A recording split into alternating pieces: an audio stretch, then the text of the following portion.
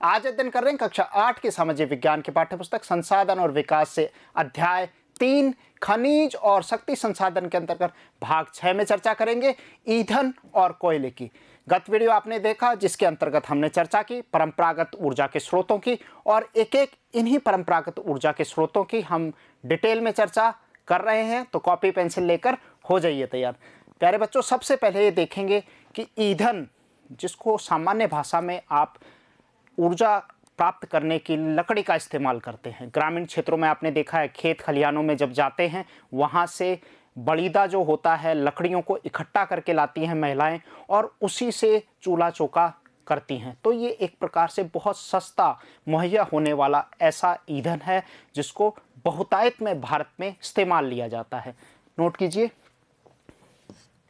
ईंधन का उपयोग विशेष रूप से जो ईंधन है जिसको फायरवुड कहा जाता है, इसका उपयोग आप जानते हैं कहाँ करते हैं? खाना पकाने, ऊष्मा प्राप्त करने के लिए व्यापक रूप से होता है। इसका खासकर ग्रामीण क्षेत्रों में हम देखें, ग्रामीण भारत में लकड़ी व उपले आप लोग जानते हैं, जो कंडे होते हैं उनका इस्तेमाल होता है, यानी कि ज़्यादातर इनका इस्तेमाल होता है। ये आप देख सकते हैं, ये सभी क्या है? फायरवुड को दिखाया गया है।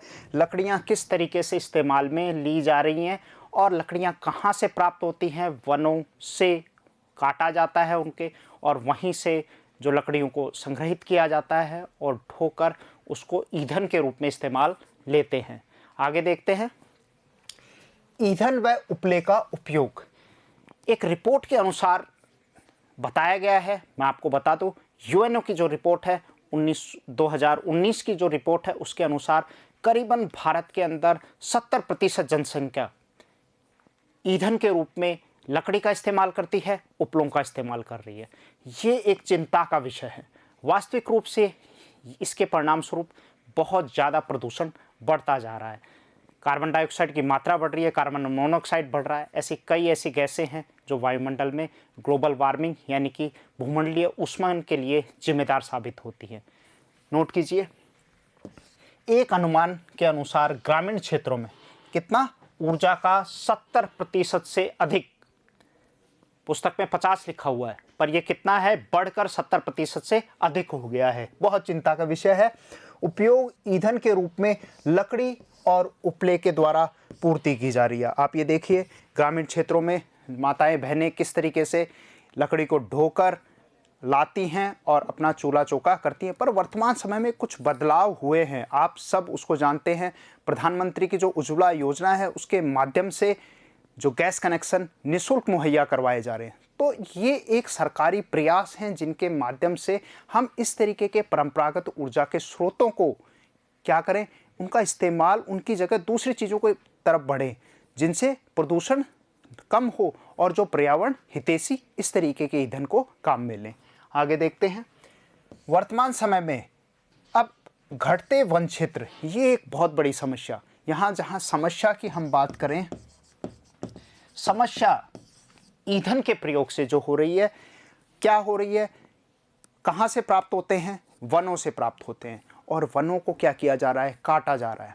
दूसरी चीज़ है, ईंधन के रूप में लकड़ी के अलावा उपले का भी इस्तेमाल होता है जो गोबर से प्राप्त होते हैं, और वही गोबर का इस्तेमाल हम खाद बनाने के रूप में कर सकते हैं। एक बहुत किसान भाइयों के लिए बहुत अच्छा, जो कि पर्यावरण के अनुकूल ऐसी खाद तैयार होती है जिसे ग्रीन मैन्योर कहा जाता है। ये बहुत उपजाऊ होती है। बनस्पत कि हम जैविक खादों के साथ साथ इस ग्रीन मैन्योर को भी इस्तेमाल ले सकते हैं। बायोगैस से रिलेटेड कई सारी चीज़ें हैं जिनको भी हम फ्यूल के रूप में इस्तेमाल ले सकते हैं। बायोगैस जो है, जिसके बारे में आगे हम चर्चा करेंगे, जो कि एक गैर परंपरागत ऊर्जा के स्रोतों में उसको शामिल किया गया है। तो आप ये देखिए, जहाँ हम कंडों का इस्तेमाल, उपलों का इस्तेमाल कर रहे हैं, तो उनकी जगह उनके कुछ दोष हैं, उनका निराकरण करते हुए हमें गैर परंपरागत ऊर्जा के स्रोतों की तरफ अग्रसित होना है। नोट कीजिए, तो वन क्षेत्रों के कारण लकड़ी का ईंधन के रूप में उपयोग करते रहना कठिन होता जा रहा है, क्योंकि आपको पता है कि ये वो वन क्षेत्र है। वास्तविकता से तो ये नवीकरणीय हैं, प्राकृतिक संसाधन हैं, परंतु इनके नवीकरण में समय लगता है। वो आप पिछला अध्याय आपने अगर सुना है, पढ़ा है उसको, तो आप समझ गए हैं कि इसमें हज़ारों वर्षों का समय लगता है। कितना समय है? आप एक पेड़ काटिए तो उसकी जगह 10 पेड़ लगाइए। अब वो 10 पेड़ जब तैयार होंगे इस हिसाब से, तो पूरी तरीके से वो किस तरीके से प्रकृति को बांध के रखते हैं। यानी कि वनों का अपना ही एक उपयोग है, इस एनवायरनमेंट को, पर्यावरण को हरा बनाए रहने के लिए उनका अपना ही एक अहमियत है। आगे नोट कीजिए, इसके अतिरिक्त उपलों का उपयोग भी हतोत्साहित किया जा रहा है। यानी कि हतोत्साहित का मतलब उसको कम से कम इस्तेमाल लें। ऐसा नहीं है कि रोकें इस चीज़ को, ज़रूरत है काम में लें, पर अगर दूसरी आपको स्रोत मिल रहे हैं ईंधन के तो उनकी तरफ आकर्षित हों, इस चीज़ को कम करें। क्योंकि इसे तैयार करने के लिए सर्वाधिक मूल्यवान खाद का उपयोग होता है। खाद मतलब यहाँ पर जो गोबर है, गोबर का इस्तेमाल होता है और जिसे कृषि में प्रयोग किया जा सकता है। तो आप ये देख रहे हैं, ये उपले बताए गए हैं, आप ये जानते हैं। तो ये एक प्रकार से विचारणीय है, इसके ऊपर हमें ध्यान देना जरूर। तो मतलब एक ईंधन का स्रोत तो है, परंतु ऐसा लाभकारी स्रोत नहीं है कि जिसकी तरफ हम आकर्षित ही रहें। इसको धीरे धीरे हमें कम करना। एक प्राचीन या परंपरागत स्रोतों के अंतर्गत इसको देखते हैं। ये देखिए, ये ईंधन के जो लाभ और हानि अगर सवाल आता है तो उसको एक तालिका के माध्यम से आप पूरा कर सकते हैं। कि देखिए, नजर डालिए, सबसे पहले इसके लाभ देख लेते हैं। सुप्राय, सुप्राय मतलब इजीली अवेलेबल हो जाता है। क्या है? इजीली अवेलेबल हो जाता है, आसानी से मिल जाता है, आप लोगों को आसानी से मिल सकता है और इसीलिए इसको ज़्यादा इस्तेमाल में लिया जाता है। दूसरा लाभ देखते हैं, बहुसंख्यक लोगों को ऊर्जा प्रदान करता है। आपने देखा है ग्रामीण क्षेत्रों में कितना ज़्यादा इसको इस्तेमाल में लिया जाता है, तो ये इसके लाभ में आप लिख सकते हैं। हानियाँ अगर देखें तो हानियाँ अधिक हैं। देखिए, सबसे पहले हानि की अभी हमने चर्चा की, संग्रहण में अधिक समय उपयोग होता है। यानी कि जो आपका महत्वपूर्ण समय है, ग्रामीण महिलाएं जो है, माताएं बहनें, वो इनको संग्रहण में दूर दराज के इलाकों में निकल जाती हैं और उनका जो बहुमूल्य समय जो दूसरे अन्य उत्पादक कार्यों में लगा सकती हैं, लघु उद्योग जैसे आजकल ग्रामीण क्षेत्रों में लग गए हैं, वहाँ अपना समय उपयोग कर सकते हैं। उसके बनिस्पत यह है, क्या करती हैं, ईंधन की तलाश में निकल पड़ती हैं। तो वो एक गलत चीज़ है। दूसरा है, प्रदूषण फैलाने वाला है। इसकी अभी हमने बात की कि कितना ज़्यादा, यानी कि 70% जनसंख्या जो यूएन की रिपोर्ट के अनुसार है 2019 की, उसके अनुसार 70% जनसंख्या, यानी कि चिंता का विषय है। तो इसके जलाने से देखिए प्रदूषण कितना हो रहा है, यानी कि 45% तक का कंट्रीब्यूशन ये जो फॉसिल फ्यूल्स हैं इनका कंट्रीब्यूशन देखने को मिल रहा है। जो जीवाश्म ईंधन है उनका इसमें योगदान देखने को मिल रहा है प्रदूषण के अंतर्गत। अगला है हरित गृह प्रभाव, जो ग्रीन हाउस इफेक्ट हो रहा है, हरित गृह प्रभाव, ग्लोबल वार्मिंग हो रहा है, ये सारी चीज़ें हैं। तो ये इस तरीके के हैं जो कार्बन इमिशंस को, कार्बन की मात्रा को बढ़ा रहे हैं। तो इसे हमें क्या करना चाहिए, रोकना चाहिए, जिससे कई सारी समस्याएं, यानी कि जो जलवायु परिवर्तन एक विकराल समस्या बनती जा रही है, वो इसी का परिणाम है। निर्वनीकरण यानी कि डिफॉरेस्टेशन, डिफॉरेस्टेशन मतलब पेड़ों का काटा जाना। ये बहुत बड़ी समस्या हो रही है पहाड़ी इलाकों में, बहुत बड़ी समस्या है। खासकर देखें, अगर हम एक अगर अनुसंधान के आधार पे आपको जानकारी दें कि मैदानी इलाकों में अगर वनों की मात्रा है वो 33% होनी चाहिए, और वहीं पहाड़ी इलाकों में इसको अगर देखें तो वहाँ 60% जंगलात होने चाहिए। तब वह क्या है, ग्रीन बेल्ट के अकॉर्डिंग आता है, उसके अंतर्गत शामिल किया जाता है। तो आप ये देखिए कि किस तरीके से मैदानी इलाकों में सफाया वनों का सिर्फ ईंधन के रूप में काम में लेने के लिए इनका सफाया, तो ये एक बुद्धि विवेक की बात बिल्कुल नहीं है। तो इसलिए हमें दूसरे जो गैर परंपरागत स्रोत हैं उनकी तरफ क्या होना चाहिए, अग्रसर होना चाहिए। उनको अगर सरकार हमें मुहैया करवा रही है तो उनकी तरफ आकर्षित होना चाहिए। आगे देखते हैं कोयले को। कोयला, कोयला भी ईंधन के साथ काम में लेने वाला एक ऐसा परंपरागत ऊर्जा का स्रोत है जिसका इतिहास बहुत लंबा है। तो बच्चों अगर नज़र डालें, जेम्स वाट का स्टीम इंजन, जेम्स वाट ने स्टीम इंजन का आविष्कार किया था और वहाँ से एक यात्रा चलें तो आप ये देखिए वर्तमान समय में फिर 19वीं शताब्दी के अंदर, 20वीं शताब्दी में या ताप विद्युत संयंत्र ये काम में लेने लगे। थर्मल पावर स्टेशंस है, यानी कि जो विद्युत बनाई जा रही है वो भी किससे, कोयले के इस्तेमाल से बनाई जा रही है। विचारणीय बात है। तो इस तरीके से यानी कि हमारी एक न्यूनतम आवश्यकता की पूर्ति भी कहाँ कोयले से, और सर्वोत्तम आवश्यकता यानी कि औद्योगिक धंधे हैं, कल कारखाने हैं, बात करेंगे लौह इस्पात की बात करेंगे, विभिन्न प्रकार के प्रगलन केंद्र हैं यानी कि स्पेल्टिंग, जितने फर्नेस वगैरह हैं जहाँ पर भट्टियों में जैसे धात्विक खनिज हैं उनको पिघलाने का कार्य किया जाता है, तो उसमें अत्यधिक ऊर्जा की आवश्यकता होती है। और वह ऊर्जा बच्चों कहाँ से प्राप्त होती है? कोयले से प्राप्त होती है। और वह कोयला बड़ी एक लंबी यात्रा है, उसको अभी हम जानेंगे किस तरीके से उसका निर्माण कार्य हुआ, किस तरीके से भारत और विश्व में उसका वितरण है, एक नज़र डालेंगे उस पर। देखिए, नोट कीजिए आप लोग, कोयला जो है बहुतायत में पाए जाने वाला जीवाश्म ईंधन है। गत वीडियो में हमने डिटेल में चर्चा की थी कि जीवाश्म ईंधन के अंतर्गत आप किसको शामिल करेंगे? कोयला है, खनिज तेल है, पेट्रोलियम है, नेचुरल गैस है। इसको हम किसके अंतर्गत शामिल करते हैं? जीवाश्म ईंधन, यानी कि ऐसा ईंधन बच्चों जो किससे? जीवाश्मों से प्राप्त हुआ है। जीवाश्म कैसे बने हैं? हमने पढ़ा था, जब जीव जंतु, पादप, वनस्पति जमींदोज हो गए, ज़मीन में दफन हो गए, और हजारों वर्षों उपरांत वह दलदली भूमि में दबने के कारण, समुद्री जीवों के साथ मिलने के कारण वो किस में तब्दील हो गए? वह कोयला बन गया, उससे खनिज तेल बन गया, उससे प्राकृतिक गैस बनी। तो ये किसके अंतर्गत हम अध्ययन करते हैं? जीवाश्म ईंधन के अंतर्गत हम इसको पढ़ते हैं। तो कोयला किसका उदाहरण हो गया? जीवाश्म ईंधन का उदाहरण हो गया। इसका उपयोग घरेलू ईंधन, ये तो एक सामान्य सी बात है, और उद्योगों जैसे लौह इस्पात, यानी कि किसी देश की रीढ़ की हड्डी, उसके विकास का पहला पड़ाव शुरुआत कहाँ से होती है? लौह इस्पात कारखानों से होती है। तो वहाँ ऊर्जा के लिए इस्तेमाल में किसको लिया जाता है? कोयले को इस्तेमाल में लिया जाता है। आगे देखते हैं, वाष्प के इंजनों की अभी हमने बात की थी, वहाँ से अब धीरे धीरे आप ये देख रहे हैं वाष्प के इंजन आपको कम देखने को मिलते हैं। स्टीम इंजन जो होते हैं, क्योंकि कोयले से भाप बनाई जाती है और भाप से शक्ति उसको रेल को चलाती थी। इस तरीके के अब इंजन कम देखने को आप पहाड़ी इलाकों में देखने को मिल सकते हैं, खाली जो हेरिटेज रूप में इस्तेमाल में ले जा रहे हैं। बाकी ये पूरी तरीके से बंद कर दिया गया।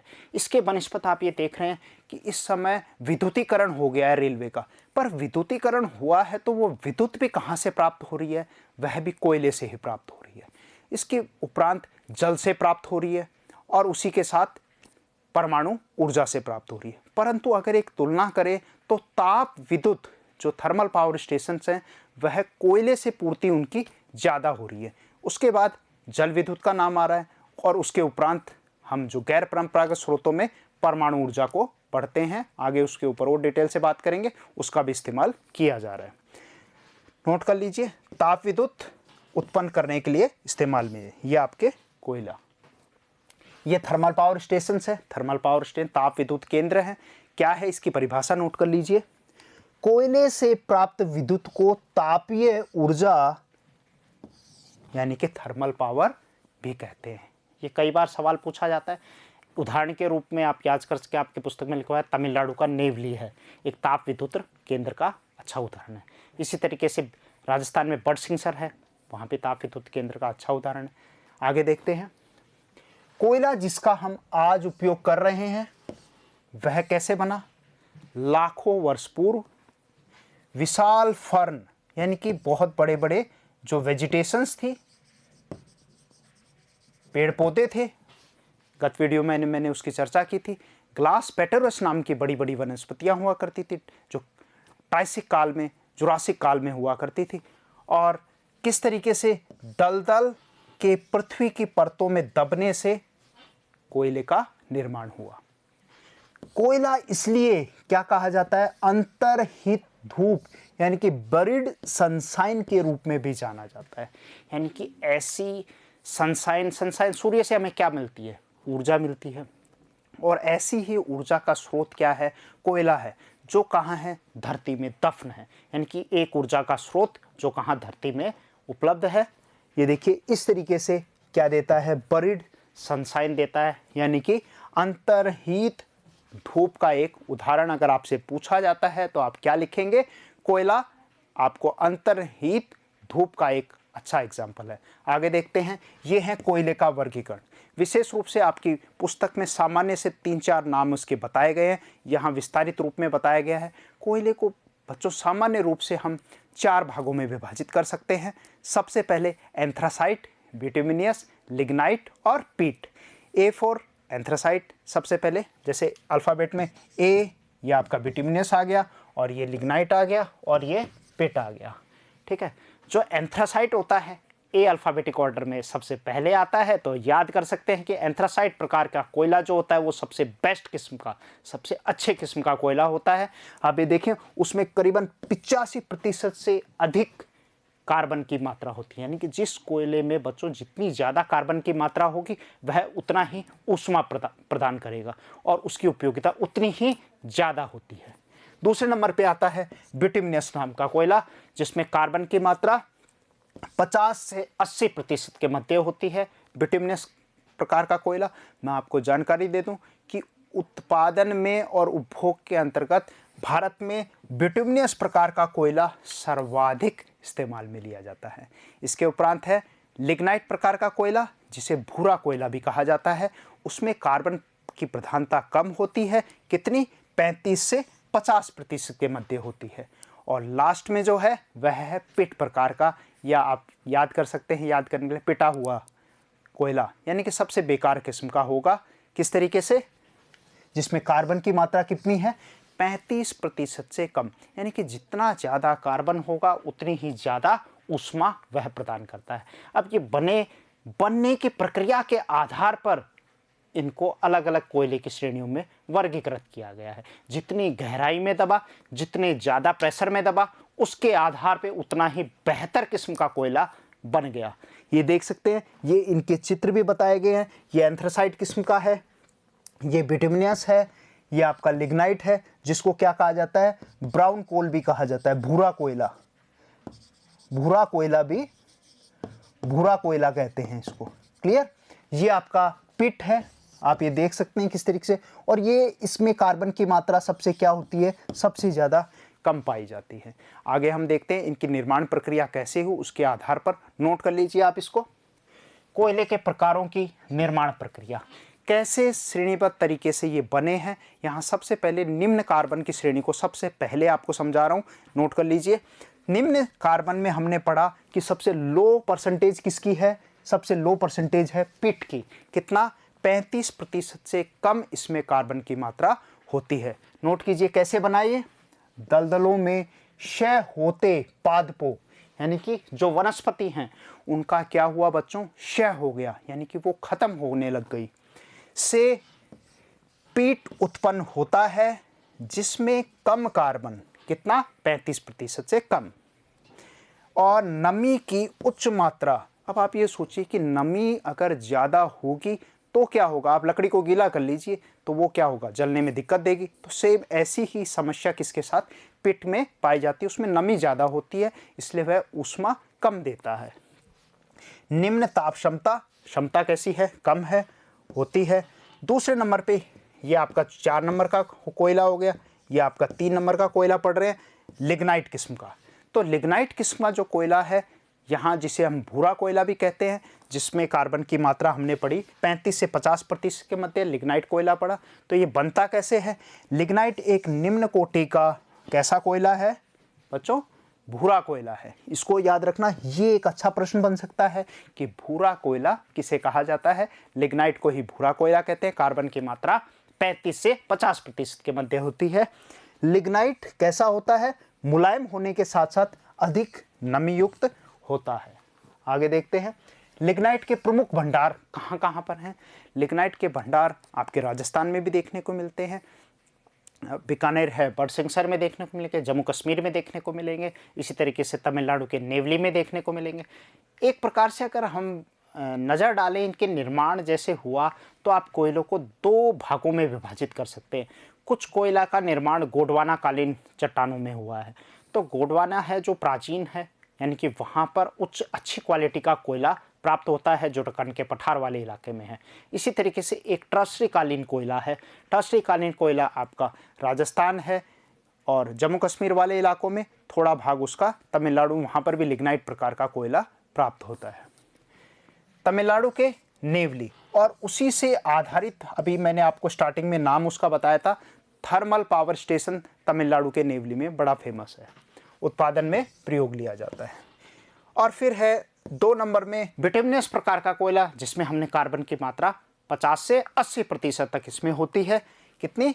50 से 80% इसमें कार्बन की मात्रा होती है, गहराई में दबे होते हैं और अधिक तापमान से प्रभावित कोयले को क्या कहा जाता है? बिटुमिनस कोयला कहा जाता है। मैंने बताया जितनी गहराई में दबा होगा, जितना उस पर ताप लगेगा, दाब लगेगा, वह उतना ही बेहतर किस्म का कोयला तैयार होता है।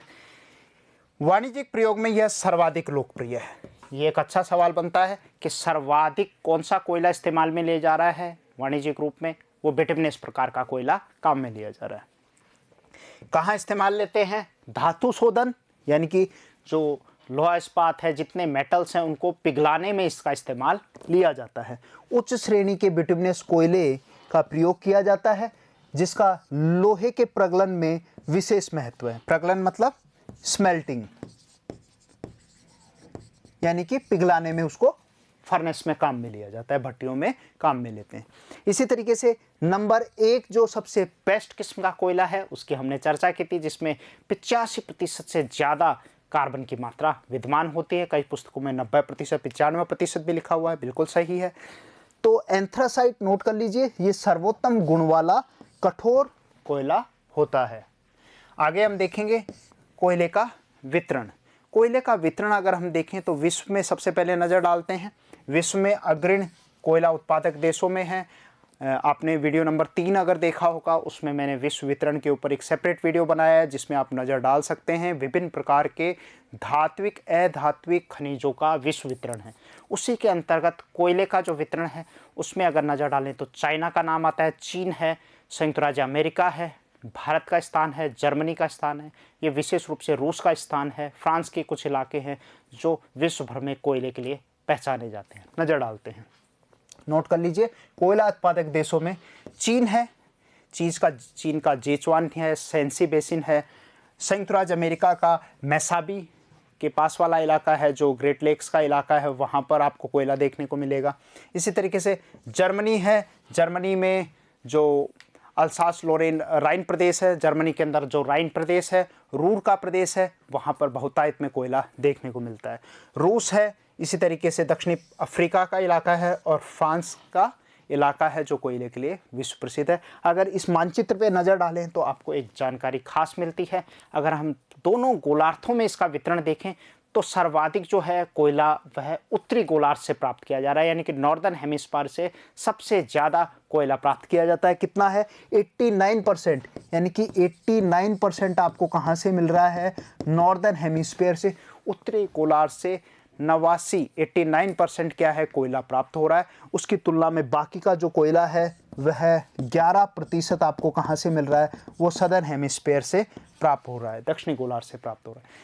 देशों में नज़र डालें तो आप ये देखेंगे 28% है जो उत्तरी अमेरिका से प्राप्त हो रहा है, 1% ब्राज़ील के अंदर है, 5% अफ्रीका का इलाका बताया गया है, यूरोप और रूस का इलाका जो आप देखें, यूरेशिया का ये इलाका ऊपरी भाग को देखें 44% यहाँ पर। चीन जो है अपने उत्पादन में 17% योगदान दे रहा है और ऑस्ट्रेलिया जो सबसे न्यूनतम 5% कोयले के उत्पादन में उसकी भागीदारी है। अब भारत में नज़र डालेंगे, ये देखिए भारत का वितरण। भारत के अंदर कोयला उत्पादक क्षेत्रों में रानीगंज है, झरिया है, बोकारो है, धनबाद है, ये विशेष स्थान रखते हैं। रानीगंज में आपको जानकारी दे दूँ पश्चिम बंगाल में स्थित है, धनबाद है, बोकारो है, झरिया है, ये सारे के सारे इलाके ये आपका वेस्ट बंगाल में स्थित है, पश्चिम बंगाल में स्थित है, तथा झरिया, धनबाद और बोकारो ये कहाँ पर है? ये झारखंड में स्थित हैं। झारखंड अपने आप में कोयले के लिए सर्वाधिक उत्पादन में झारखंड का पहला नाम आता है। ये कुछ विशेष स्थान भारत के प्रदर्शित किए गए हैं जिन पे एक नज़र डाल लेते हैं कहाँ कहाँ से उत्पादित क्षेत्र हैं। ये देखिए सबसे पहले ये झरिया और बोकारो दिखाए गए हैं। अभी आप पहचान गए झरिया बोकारो कहाँ पर है? झारखंड में है।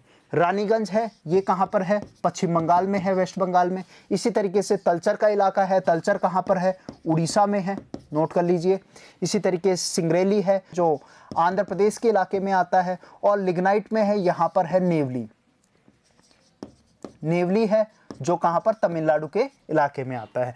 और लिग्नाइट की अभी हमने बात की थी, नेवली जो है वहाँ पर एक प्रकार से जो थर्मल पावर स्टेशंस के लिए फेमस है। इसी तरीके से हम बात करेंगे राजस्थान के अंदर बीकानेर का बड़सिंगसर इलाका है, पलाना का इलाका है।